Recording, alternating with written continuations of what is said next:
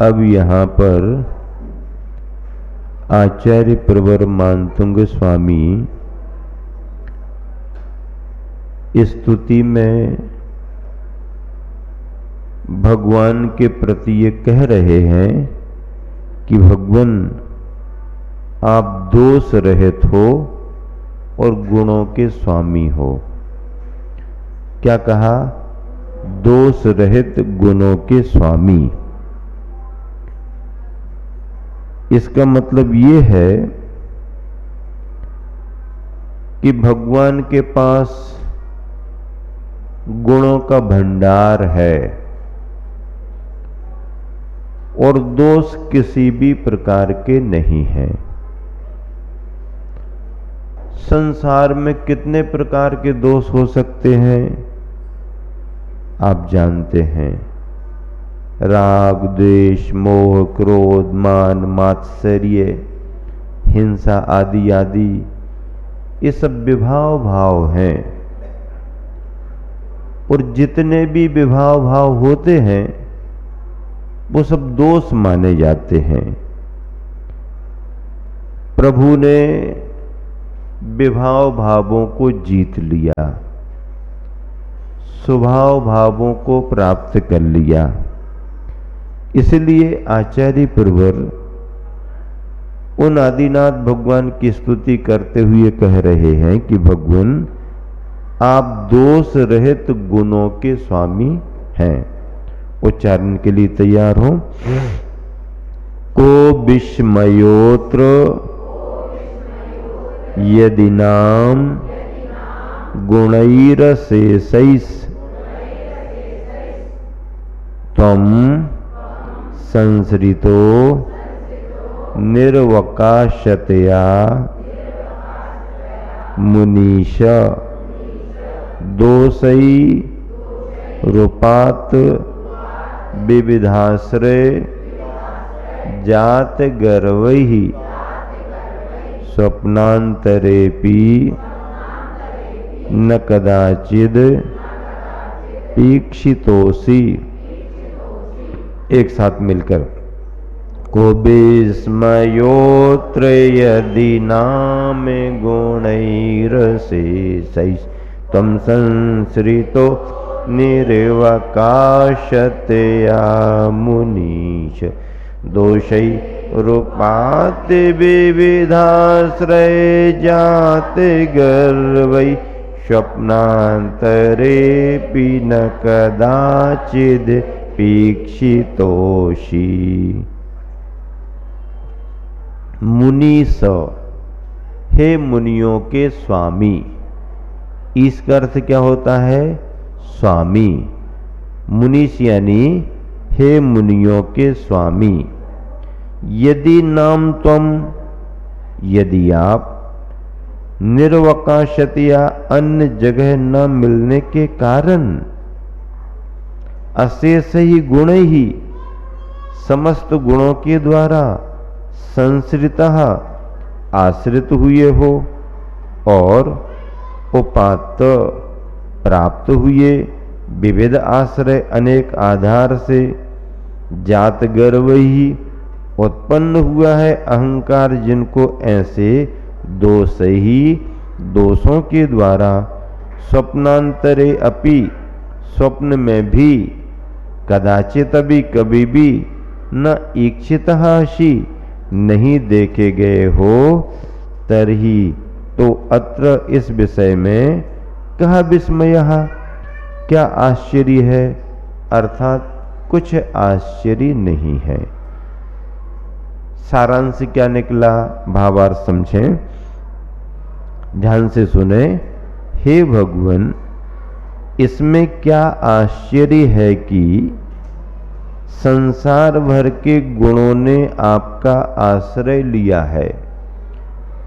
जितने भी गुण थे, जितनी भी विशेषताएं थीं, सब आकर के आपके अंदर समा गईं। अच्छाइयां जितनी थीं, सब आकर के आप में समा गईं। क्यों समा गईं? इसका कारण ये है कि उनको अन्यत्र कहीं भी किसी ने स्थान नहीं दिया। अच्छाइयों को, गुणों को दूसरों ने जगह नहीं दी। अब भटकते रहे वो सब, अच्छाइयां भटकती रहीं, गुण भटकते रहे। जिस संसारी प्राणी के पास गए, नहीं तुम्हारी जरूरत नहीं है, तुम्हारी जरूरत नहीं है। तो अच्छाइयां, विशेषताएं, गुण सब भटकते रहे, घूमते रहे।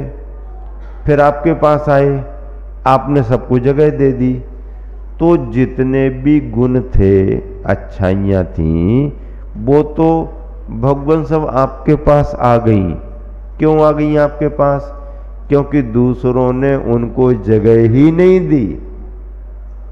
और इसी प्रकार संसार के दोषों ने, बुराइयों ने स्वप्न में भी आपका मुख नहीं देखा, क्योंकि उन्हें सभी जगह स्थान मिल गया, सभी जगह उनको खूब सम्मान मिल गया।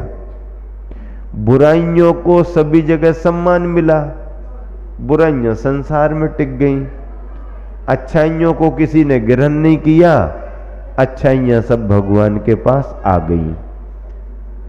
स्तुति में आचार्य प्रवर मानतुंग स्वामी देखो कितनी मतलब विशेषता को लेकर के स्तुति कर रहे हैं।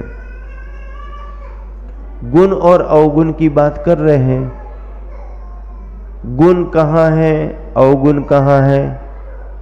गुण कहाँ है, अवगुण कहाँ है? तो अवगुण तो सारे संसार में भरे हुए हैं। गुण सब जगह मिलते नहीं हैं।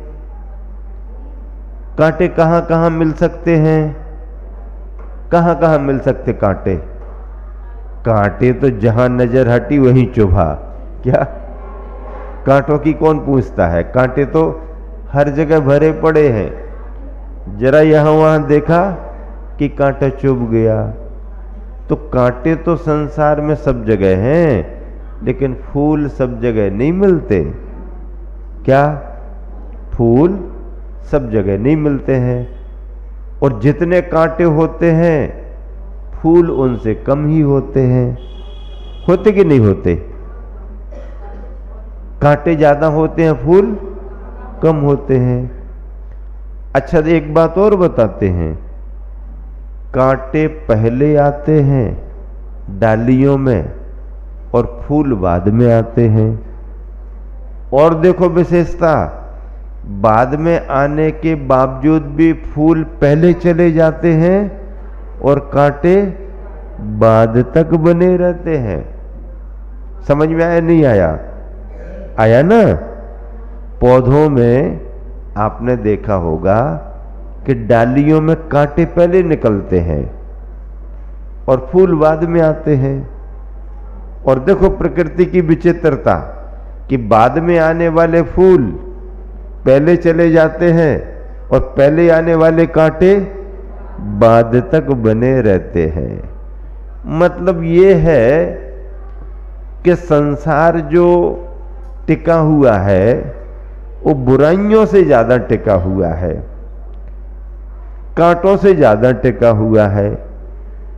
फूलों की जरूरत तो यहां भी ज्यादा है और दूसरी जगह भी ज्यादा है। इसलिए फूल बाद में आकर के भी जल्दी चले जाते हैं। पारसनाथ और कमठ की कहानी सुनी? पारसनाथ भगवान कैसे थे? पारसनाथ भगवान फूल की तरह थे और कमठ का जीव कैसा था? कमठ का जीव कैसा था? कांटे की तरह था। याद किसको करते हैं आप? पार्श्वनाथ भगवान। कमठ को क्यों याद नहीं करते? क्यों नहीं करते? करना चाहिए ना, बल्कि कमठ को थोड़ा और धन्यवाद भी देना चाहिए कि अगर तू उपसर्ग नहीं करता तो हम लोग भगवान को इतना ज्यादा याद भी नहीं करते। जो जितना परेशान होता ना उसको दुनिया उतना याद करती है। पार्श्वनाथ का जीव भव भवांतर में कष्ट सहते आया, इसलिए उनके मोक्ष जाने के बाद भी आज भी पारसनाथ को सभी लोग याद कर रहे हैं। और कमठ के जीव को कोई याद करता क्या? अच्छा, अपने बच्चों के नाम रखने में किसी ने कमठ नाम रखा क्या? क्यों नहीं रख सकते? नाम तो नाम है। हमारे बेटे का नाम कमठ रखा, कोई नहीं रखेगा। पारस बहुत मिल जाएंगे, जैनियों में तो खूब मिल जाएंगे पारस। अच्छा, सीता नाम सभी जन रख लेते हैं बच्चियों के। मंथरा रख लो, एक आध गांव में मंथरा तो होना चाहिए ना। एक आध मंथरा नहीं हो तो फिर रामायण कैसे बने? नाम रखना नहीं चाहते। नाम भले ना रखो, लेकिन कुछ काम करने वाली तो मंथराएं मिल ही जाती है ना। हाँ, और स्वभाव देख करके आप लोग क्या भी देते हैं, तो पूरी मंथरा ही है। अब नाम किसका रखना है? नाम राम का रखा जाता है, कृष्ण का रखा जाता है, सीता का रखा जाता है, चंदन वाला का रखा जाता है, पारसनाथ का रखा जाता है। क्यों? क्योंकि इन्होंने अच्छाइयों के मार्ग को अपनाया, बुराइयों को स्थान नहीं दिया। परेशानी भी आई तो उन्होंने सहन किया और अपने मोक्ष मार्ग पर हर भाव में आगे बढ़ते गए। तो इस तरह से भगवान आप कैसे हो? आप कैसे हो भगवान? तो भगवान को कहा गया कि संसार में जितने गुण थे वो सब आपके पास आकर के टिक गए, क्योंकि दूसरे लोगों ने गुणों को जगह नहीं दी और आपके पास एक भी दोष, एक भी बुराई नहीं है, क्योंकि दोष और बुराइयों को स्थान देने वाले संसार बहुत सारे हैं। हाँ, एक बार ऐसा हुआ, पुण्य और पाप दोनों बाजार में मिल गए। कहाँ मिल गए? बाजार में। एक इस तरफ से आ रहा, एक इस तरफ से जा रहा। और भाई साहब बहुत दिन बाद मिले, क्या हाल चाल है बताओ, सुनाओ कुछ, क्या कैसा चल रहा है तुम्हारा? पुण्य ने पाप से पूछा तो पाप ने भी पूछ लिया पुण्य से, भैया अब हमारी बात तो हम बताएंगे, लेकिन तुम अपनी बताओ, तुम्हारा कैसा क्या चल रहा? तो पुण्य कहने लगा, भैया क्या बताएं, आदमियों का हम स्वभाव ही नहीं समझ पा रहे अभी तक, आदमी का नेचर ही पकड़ में नहीं आ रहा। पुण्य कहता है। पाप कहने लगा, क्या बात हो गई? तो पुण्य कहता है कि भैया यार, दुनिया चाहती हमको है क्या? दुनिया, पुण्य कह रहा है कि दुनिया चाहती हमको है, लेकिन साथ तुम्हारा देती है। क्या साथ किसका देती है? साथ तुम्हारा देती है और चाहती हमको है। समझ में ही नहीं आता कि दुनिया कैसी है। पुण्य और पाप ने अपने अपने अनुभव रखे। अच्छाइयों को बड़ी दुर्लभता से प्राप्त किया जाता है, बुराइयां सहज ही न चाहते हुए भी आती हैं। कितने भाव में कमठ उपसर्ग करता था बार बार। पारसनाथ भगवान हर भाव में सहन करते थे, बैर नहीं बांधते थे, विरोध नहीं करते थे। बुरा करने वाले को भी किसी भाव में उन्होंने बुरा नहीं कहा। हाँ, बल्कि यही सोचते थे कि ये जीव अभी अपने धर्म को समझ नहीं पा रहा है और अज्ञानता के कारण ये भटक रहा है, इसका भी कल्याण हो। हर बार क्या सोचते थे? ये अज्ञानता में है, कसाय के बस है, इसका भी कल्याण हो, इसका भी सुधार हो। और देखो, जिस भाव में पारसनाथ भगवान को उपसर्ग सहन करते हुए मुनि अवस्था में केवल ज्ञान हुआ, उसी भाव में कमठ के जीव को भी भगवान का सच्चा स्वरूप समझ में आ जाने से सम्यक दर्शन हो गया। हाँ, सम्यक दर्शन हो गया था उसको। अभी मोक्ष नहीं गया, अभी स्वर्ग में है। संबर नाम का ज्योतिषी देव है, आयु उसकी बड़ी है। पारसनाथ भगवान की आयु बीत गई और अभी 2000 बरस 2500 बरस निकल गए, लेकिन स्वर्गों की आयु तो जघन आयु 10,000 बरस है। अब 10,000 से भी उसकी ज्यादा है। तो फिर क्या, पारसनाथ भगवान को तो मोक्ष हो गया, लेकिन कमठ का जीव अभी संबर नाम का ज्योतिषी देव है। पारसनाथ पर कमठ ने उपसर्ग नहीं किया।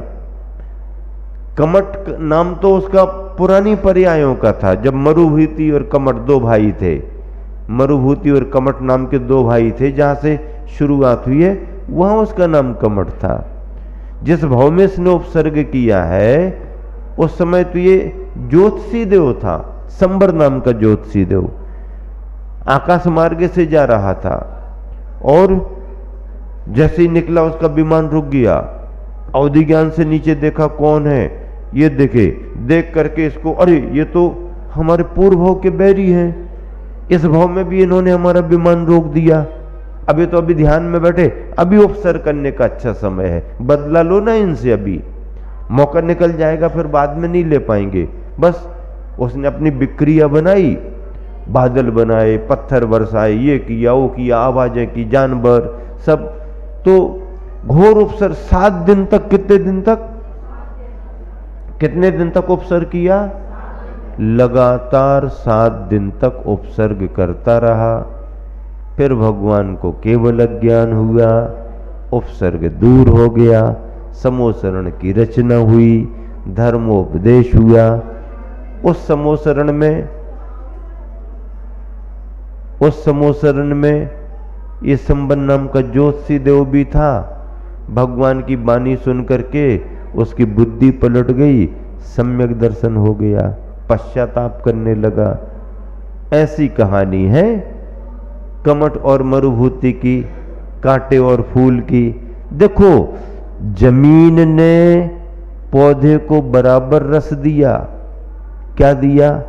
जमीन ने एक सा ही रस दिया, लेकिन वह पानी और रस जाकर के एक जगह कांटा बन रहा, एक जगह फूल बन रहा। मां ने दोनों बेटों को जन्म दिया, एक कमठ और एक पारसनाथ। दोहा पढ़े और अपना इसका भाव पूरा होता है। शरण सर्व गुण आय क्या, विस्मय जग नहीं थान। स्वप्न न मुख दोष ही लखो, आश्रय पाए जहान।